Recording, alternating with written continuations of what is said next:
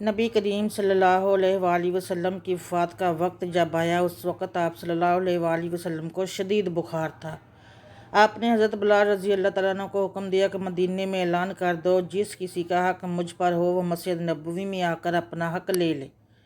مدینے کے لوگوں نے یہ اعلان سنا تو آنکھوں میں آنسو آ گئے اور مدینے میں کوہرام مچ گیا۔ سارے لوگ مسجد نبوی میں جمع ہو گئے۔ صحابہ کرام رضوان اللہ کی آنکھوں میں آنسو تھے، دل بے چین و بے قرار تھا۔ پھر نبی کریم صلی اللہ علیہ وآلہ وسلم تشریف لائے۔ آپ کو اس قدر تیز بخار تھا کہ آپ کا چہرہ مبارک سرخ ہوا جا رہا تھا۔ نبی کریم صلی اللہ علیہ وآلہ وسلم نے فرمایا، اے میرے ساتھیو، تمہارا اگر کوئی حق مجھ پر باقی ہو تو وہ مجھ سے آج ہی لے لو۔ میں نہیں چاہتا کہ میں اپنے رب سے قیامت میں اس حال میں ملوں کہ کسی شخص کا حق مجھ پر باقی ہو۔ یہ سن کر صحابہ کرام رضوان اللہ کا دل تڑپ اٹھا۔ مسجد نبوی میں آنسوؤں کا ایک سیلاب بہہ پڑا۔ صحابہ کرام رضوان اللہ رو رہے تھے، لیکن زبان خاموش تھی کہ اب ہمارے آقا ہمارا ساتھ چھوڑ کر جا رہے ہیں۔ اپنے صحابہ کی یہ حالت دیکھ کر فرمایا کہ اے لوگو، ہر جاندار کو موت کا مزہ چکھنا ہے۔ میں جس مقصد کے تحت اس دنیا میں آیا تھا وہ پورا ہو گیا ہے۔ ہم لوگ کل قیامت میں ملیں گے۔ ایک صحابی کھڑے ہوئے، روایتوں میں ان کا نام عکاشہ آتا ہے۔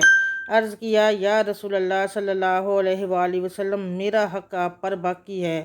آپ جب جنگ احد کے لیے تشریف لے جا رہے تھے تو آپ کا کوڑا میری پیٹھ پر لگ گیا تھا، میں اس کا بدلہ چاہتا ہوں۔ یہ سن کر حضرت عمر رضی اللہ تعالیٰ عنہ کھڑے ہو گئے اور کہا، کیا تم نبی کریم صلی اللہ علیہ وآلہ وسلم سے بدلہ لو گے؟ کیا تم دیکھتے نہیں کہ آپ صلی اللہ علیہ وآلہ وسلم بیمار ہیں؟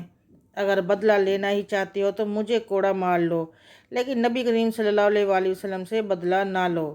یہ سن کر آپ صلی اللہ علیہ وآلہ وسلم نے فرمایا، اے عمر، اسے بدلہ لینے دو، اس کا حق ہے۔ اگر میں نے اس کا حق ادا نہ کیا تو اللہ کی بارگاہ میں کیا منہ دکھاؤں گا، اس لیے مجھے اس کا حق ادا کرنے دو۔ آپ نے کوڑا منگوایا اور حضرت عکاشہ کو دیا اور کہا، تم مجھے کوڑا مار کر اپنا بدلہ لے لو۔ حضرات صحابہ کرام رضوان اللہ جو منظر دیکھ کر بے تحاشا رو رہے تھے۔ حضرت عکاشہ نے کہا کہ اللہ کے رسول، میری ننگی پیٹھ پر آپ کا کوڑا لگا تھا۔ یہ سن کر نبی کریم صلی اللہ علیہ وآلہ وسلم نے اپنا کرتا مبارک اتار دیا اور کہا، لو، تم میری پیٹھ پر کوڑا مار لو۔ حضرت عکاشہ نے جب اللہ کے رسول صلی اللہ علیہ وآلہ وسلم کی پیٹھ مبارک کو دیکھا تو کوڑا چھوڑ کر جلدی سے آپ صلی اللہ علیہ وآلہ وسلم کی پیٹھ مبارک کو چوم لیا اور کہا، یا رسول اللہ صلی اللہ علیہ وآلہ وسلم، فداک ابی و امی، میری کیا مجال کہ میں آپ کو کوڑا ماروں۔ میں تو یہ چاہتا تھا کہ آپ کی مبارک پیٹھ پر لگی مہر نبوت کو چوم کر جنت کا حقدار بن جاؤں۔ یہ سن کر آپ صلی اللہ علیہ وآلہ وسلم مسکرائے اور فرمایا، تم نے جنت واجب کر لی ہے، جزاک اللہ۔